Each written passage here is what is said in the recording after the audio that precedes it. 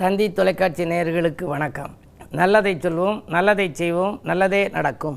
இன்று 17/5/2024 வெள்ளிக்கிழமை பூரம் நட்சத்திரம் இரவு 11:09 வரை, பிறகு உத்திரம் நட்சத்திரம். இன்றைக்கு நான் உங்களுக்கு சொல்ல இருக்கிற ஒரு நல்ல கருத்து, எதுலேயுமே ஒரு போட்டி இருக்கலாம், ஆனால் பொறாமை இருக்கக்கூடாது. எங்கே பார்த்தாலும் இப்போ இந்த ஈகோ பிரச்சனை. ஒரு பெரிய நிறுவனத்தில் போனால் நான் பெரியவனா நீ பெரியவனா அப்படின்னு, எந்த துறையும் எடுத்துக்கிட்டாலும் சரி, எல்லா இடங்கள்லையும் இப்போ அது மாதிரி வந்துருச்சு. பொதுவாகவே எல்லோரிடமும் ஒவ்வொரு திறமை இருக்கும், அதை நம்ம மதிக்க கற்றுக்கொள்ள வேண்டும். ஆகையினாலே தான் வெற்றிங்கிற அந்த சொல் இருக்கு இல்லையா, அதிலேயே வெறின்னு இருக்குது. வெற்றி பெறுவதில் நம்ம வெறியாக ஒரே குறிக்கோளாக இருக்கலாம், ஆனால் அதற்கு பின்னால் நம்ம நடந்துக்கிற விதம் இருக்கே, பதவியிலும் பணிவுங்கிறேன், பணிவோடு இருக்கணுமா. பொதுவாக வெற்றி என்பது பெற்றுக்கொள்வது, தோல்வி என்பது கற்றுக்கொள்வது அப்படின்னு சொல்லி ஒரு பழமொழி உண்டு. இந்த 5 விரல் இருக்கே நம்முடைய கை விரல்கள் மொத்தம் 10 விரல், அதில் 5 விரல்களுக்குள்ளேயும் ஒரு போட்டி வந்துச்சான். என்ன போட்டி அப்படின்னா, நான் பெரியவனா நீ பெரியவனான்னு. முதல்ல உள்ள விரல் சொன்னிச்சா, அந்த சுட்டு விரல் இருக்குல்ல, நான் சுட்டு விரல், அவன் இவன் சொல்லி சுட்டி காட்டக்கூடியவன், எந்த குற்றத்தையும் நான் சொல்லி சுட்டி காட்டுறதுனால நான் தான் பெரியவன்னுச்சான். உடனே அடுத்த விரல் சொன்னிச்சா, நான் நடுவிரல், எல்லாத்துலேயும் உயரமாக இருக்கிறதுனால நான் தான் பெரியவன் அப்படின்னு சொன்னிச்சான். அதுக்கு அடுத்த விரல் மோதிர விரல் சொன்னிச்சான், நான் தான் மோதிரம் போட்டுக்கிறேன், நான் விலை உயர்ந்த ஒரு பொருளை அணிந்து கொள்வதனாலே விலை உயர்ந்த விரல், நான் இருக்கிறதுலையே ரொம்ப காஸ்ட்லி, ஆகையினாலே நான் தான் பெரியவன்னுச்சான். முதல்ல உள்ள பெருவிரல் சொன்னிச்சா, நீங்கள் எத்தனை தான் அலட்டிக்கினாலும் நான் இல்லாமல் நீங்கள் எந்த காரியமும் செய்ய முடியாது, சோறை பிசைஞ்சு உங்குறதுனா கூட நானும் உங்களுக்கு ஒத்துழைப்பு செய்யணும், எல்லாத்துக்கும் உறுதுணையாக இருக்கிறவன் நான்கிறதுனால என்னையை மறந்துட்டீங்களே, ஆகையினாலே பெருவிரல் சொன்னிச்சான், நான் தான் பெரியவன்னு சொன்னிச்சான். இந்த சுண்டு விரலுக்கு எதுவுமே சொல்கிறதுக்கு கருத்தே இல்லையா. அது ரொம்ப வருத்தப்பட்டுச்சான். இந்த 4 விரலும் தன் பெருமையை தற்பெருமையை சொல்லிக்கிட்டுருச்சு, இந்த நான் என்ன சொல்கிறதுன்னு சொல்லி இறைவன் சன்னதியில் போய் அழுதுச்சான். இறைவா, இது மாதிரி என்னுடைய இதுலேயும் சிறப்புகள் இருக்கு இல்லையா, அதை நீங்கள் எடுத்து சொல்லு அப்படின்னு சொல்லி அழுதுச்சான். அதுக்கு இறைவன் சொன்னாராம், இந்த மனிதர்களை பார் அப்படின்னுச்சான். கும்பிடுகிற நாங்களாம் சன்னதியில் ஏராளமான பக்தர்கள் கும்பிடுகிற பொழுது 2 கைகளையும் சேர்த்து குவித்திருக்கின்ற பொழுது முதலில் நிற்பது யார், நீதானேன்னு சொல்லி கேட்டுச்சான். அதாவது முதல்ல நிற்கிறது சுண்டு விரல் ரெண்டு சேரும், அதுக்கு அடுத்தது தான் அதுக்கு அடுத்த விரல் மோதிர விரல் அப்புறம் வரும். ஆகையினாலே என்னை பார்ப்பதிலே, எனக்கு அருகில் இருப்பதிலே முதலில் இருப்பது நீதான், ஆகையினாலே உனக்குள்ள பெருமை அந்த விரல்களுக்கு கிடையாதுன்னு சொன்னிச்சான். இப்படி ஒரு இறைவனை தீர்ப்பளித்தான்னு சொல்லி நான் இதை படித்தேன். இது மாதிரி வாழ்க்கையில் போட்டிகள் இருக்கலாம், ஆனால் பொறாமைகள் இருக்கக்கூடாது. ஆகையினாலே தான் இது போன்ற கருத்துக்களை கேட்பவர்கள் அதன் வழியே வாழ்க்கை பாதையை சீராக்கி கொண்டால் வாழ்க்கை வளமாகும் என்ற கருத்தை தெரிவித்து இன்றைய ராசி பலன்களை இப்பொழுது உங்களுக்கு வழங்கப் போகின்றேன். மேசராசி நேயர்களே, உங்களுக்கெல்லாம் இன்று நம்பிக்கைகள் நடைபெறுகின்ற நாள். நல்ல காரியத்திற்கு நீங்கள் பிள்ளையார் சுழி போடுவீர்கள். உங்களுடைய ராசிநாதன் செவ்வாய் 12இல் இருப்பதனாலே விரயங்கள் கொஞ்சம் அதிகரிக்கத்தான் செய்யும் என்றாலும், தனஸ்தானத்திலே விரையாதிபதி குரு இருப்பதால் தேவையான அளவிற்கு பணம் வந்துவிடும்.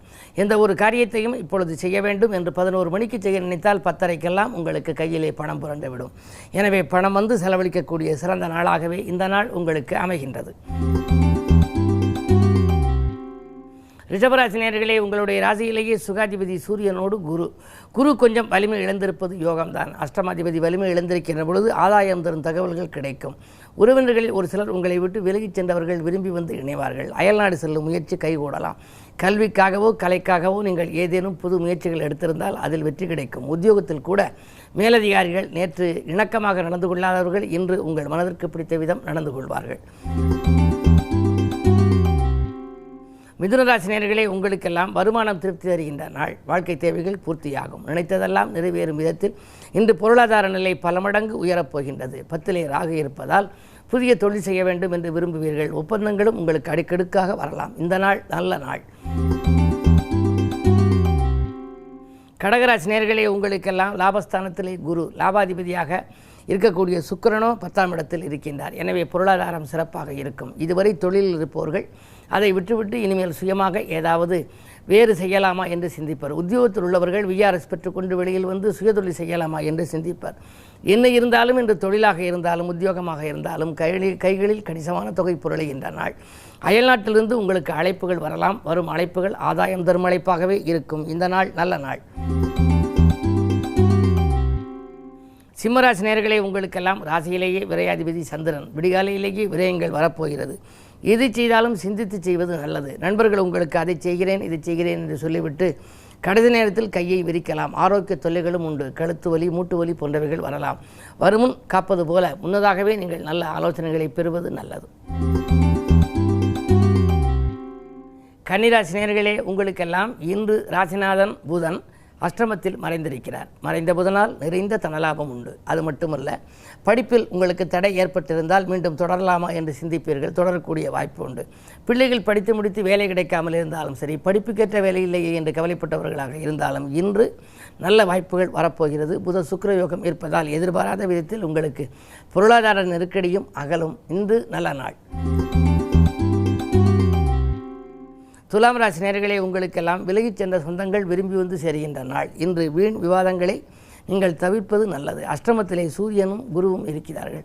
அஷ்டமம் வலுத்திருப்பதனாலே அலைச்சல் கொஞ்சம் கூடுதலாக இருக்கும். ஆனால் ஆதாயம் குறைவாகவே இருக்கும்.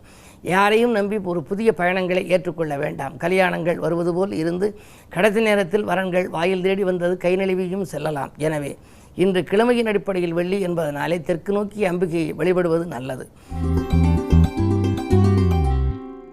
விருச்சிக ராசி நேயர்களே, உங்களுக்கெல்லாம் இன்று வெற்றி செய்திகள் வீடு வந்து சேருகின்ற நாள். இன்று வேற்று மனிதர்களின் ஒத்துழைப்பால் கூட்டு முயற்சிகளில் உங்களுக்கு வெற்றிகள் கிடைக்கும். அயல்நாட்டிலிருந்தும் ஆதாயம் தரும் தகவல் வரலாம். குரு பார்வை இருப்பதனாலே மனக்குழப்பங்கள் அகலும். சக பணியாளர்களால் ஏற்பட்ட சங்கடங்கள் உங்களுக்கு விலகும்.